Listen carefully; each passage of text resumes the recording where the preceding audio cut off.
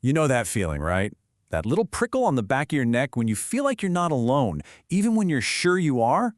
Well, today we're diving into a story that grabs that primal fear and just runs with it.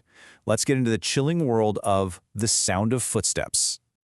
But seriously, think about it. When you're truly, completely alone, what are the sounds you hear? The wind rustling through leaves? Some distant birds?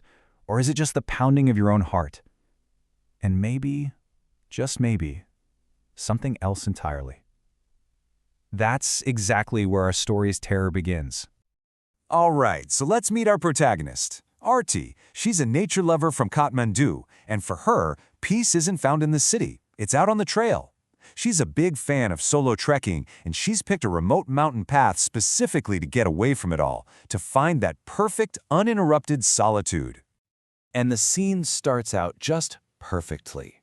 Picture this. A beautiful morning, these vibrant green hills all around her, cool, crisp air, and the path is absolutely silent.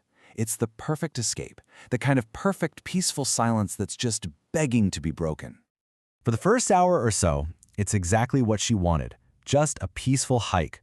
But then, the whole vibe starts to shift. The story introduces its main haunting element, and it's not something you see, it's something you hear. It's a quiet crunch of leaves and dirt. It's faint at first, but it is definitely there, somewhere behind her. And she knows it's not her own. When you're out there in that kind of silence, a sound like that is an immediate, terrifying invasion. And this is where the real mind games begin. The sound is perfectly mimicking her. She moves, it moves. She stops, it stops.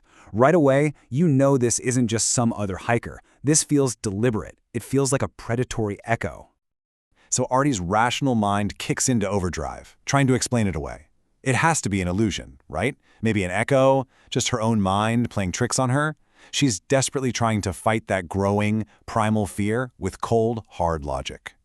She finally works up the courage to turn around, fully expecting to see someone, but the path behind her is completely empty. There's no one there. And in that instant, every rational explanation just vanishes, and pure fear rushes in. I mean, what do you do when your ears and your eyes are telling you two completely different things? So, as the day goes on, the forest around her gets thicker, the light starts getting dimmer, and Arti reaches a critical turning point. This is one of those moments where a single, simple choice is going to seal her fate. She comes to a fork in the road. One path looks pretty normal, well-traveled. The other, not so much. This split isn't just about choosing left or right, it's about choosing the known path versus a journey into the complete unknown. And of course, what does she find? A weathered, old sign that basically says, "Do not take this path." This is classic folklore stuff, isn't it? The big, obvious warning that you just know the main character is about to ignore. It's a huge red flag screaming danger ahead. You guessed it. She just dismisses it as some old nonsense. She actually laughs it off. And with all the confidence of an experienced trekker, she takes the forbidden path. And in that single moment, she steps off the map and walks right into the story's trap. And now, the horror starts to evolve. It's not just about footsteps anymore. Now, it's a voice. A whisper that seems to be carried on the wind itself, calling out. The threat has just become so much more personal and a whole lot more intelligent. So Arti nervously calls out, "Who's there?" And the response she gets is probably the most chilling twist in the whole story. The voice that answers back is her own. The terror just flips inward. The thing that's haunting her isn't some monster in the woods. It's a perfect reflection of herself. So, yeah, panic finally takes over. Arti is no longer hiking, she is running. Running from the footsteps, running from the whispers, running from the sound of her own voice. And as she's fleeing in terror, she stumbles directly toward the story's horrifying climax. And get this, the very sound she was running from is now blocking her path forward. The footsteps are coming from in front of her. There is no escape. The trap is closing in, and all her frantic running has only led her deeper inside it.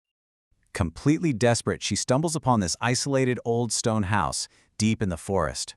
It looks like it could be a shelter, a place to hide. But in a story like this, we all know a house like that is never a sanctuary. It's the heart of the mystery itself. She goes inside this dusty, abandoned house, and her attention is immediately pulled to a single object hanging on the wall, a framed photograph. You just know that everything has been leading to this one single clue. She moves closer to get a better look. The person in the photo is her. But it's not just her. It's her wearing the exact same clothes she has on at that very moment. Time just folds in on itself. This isn't some weird coincidence. It's a paradox. And then she sees the caption underneath the photo. It's a missing person notice. For her. And it's dated 5 years ago. This is the moment she realizes she hasn't just stumbled into a ghost story, she is the ghost story. As this impossible reality is sinking in, she turns around. And there it is, the source of the footsteps, the source of the whispers. It's a shadow, a doppelganger, wearing her own face. It's been luring her here the whole time, to this exact spot, to close the loop. The story doesn't really end with her escape, or even her death in a typical way. Instead, the ending is so much more haunting. It's about the continuation of a curse, the turning of a wheel that she has now become a permanent part of. The very next day, a new sign appears on that path. It's not the old, weathered one. This one is fresh. Her story, her disappearance, has now become the new folklore, the new warning for the next person who dares to walk that path alone.